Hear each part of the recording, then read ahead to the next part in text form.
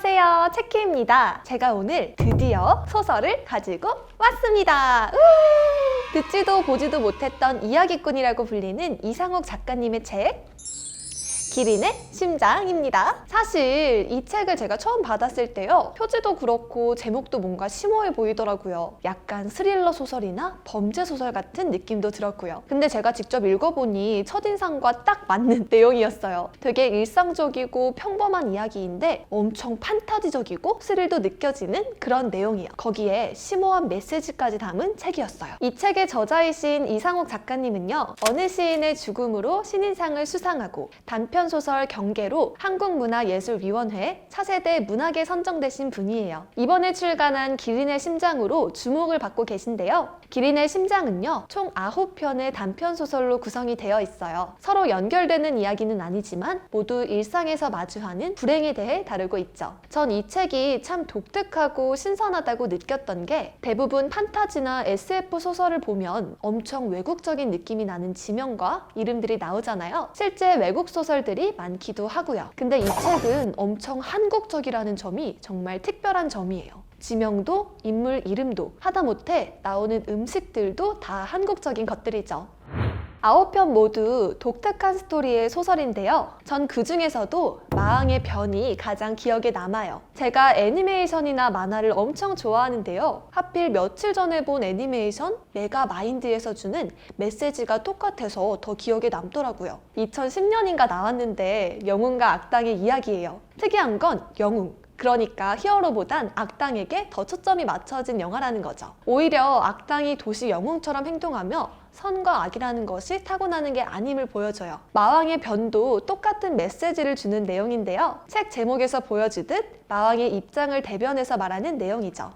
조금 내용을 소개해드릴까요? 모년 모월 모 지방에서 마왕이 깨어난다는 예언이 돌았다고 해요. 근데 재밌는 건 이 예언을 한 사람이 공시생이래요. 이 청년의 예언대로 정말로 마왕이 깨어났죠. 바로 한국이에요. 정부에서는 비상이 걸렸어요. 그래서 명문대 학생 중 괜찮은 학생을 뽑아요. 거기서 뽑힌 청년은 박심지라는 청년인데 말 그대로 엘리트예요. 이 청년은 정부 조직에 의해 마왕을 무찌르기 위한 트레이닝을 철저하게 받아요. 삼시세끼 닭가슴살에 샐러드만 먹고 좀 웃기죠? 그리고 매일 3시간씩 PT도 받고요. 영어에 중국어에 코딩까지 교육을 철저하게 받아요.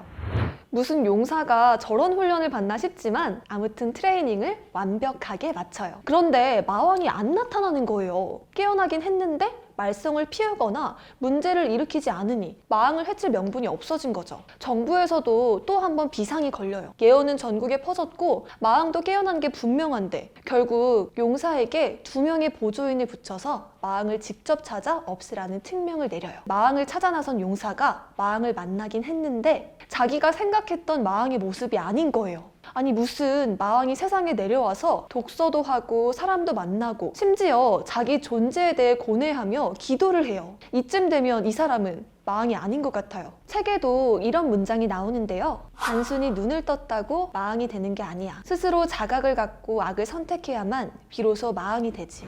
마왕이 이렇게 자기 존재에 대해 혼란스러워하며 용사에게 도대체 왜 나는 나고 너는 너지? 라는 질문을 해요. 용사 역시 마왕 같지 않은 마왕을 죽이기에는 명분이 없었어요. 저 같으면 아마 마왕을 죽이지 못했을 거예요. 근데 용사는 2 보조인의 부추김에 못 이겨 결국에는 마왕을 죽이고 죄 없는 소녀마저 죽이게 돼요. 마왕이 소녀를 죽여 용사가 복수를 위해 사회 정의를 실현한 것으로 둔갑을 하는 거죠. 읽고 나니 생각보다 주는 메시지가 큰 내용인 것 같더라고요. 그리고 마지막에 진짜 소름이 돋았는데 마지막에 마왕이 다시 나타나요. 이 소설이 주는 메시지는 애초에 타고난 선과 악이 없음을 보여주는 거죠. 또 정의란 과연 무엇인지 생각하게 하는 이야기라고 볼 수가 있어요. 특히 마지막에는 용사가 자신의 임무를 완수하기 위해 어린 소녀를 살인하는 모습을 선을 위해 악을 행할 수 있는가에 대한 질문을 스스로에게 던지게 하더라고요. 마왕이 끝까지 운명보단 스스로를 믿어야 한다는 말을 하는데요. 생각이 많아지는 마왕의 변이었어요.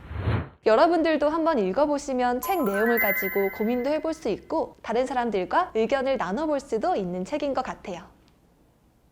마지막으로 체키가 미션을 드릴게요. 내가 생각하는 선과 악이란? 내용을 댓글에 많이 남겨주세요. 그럼 지금까지 체키의 선택이었습니다.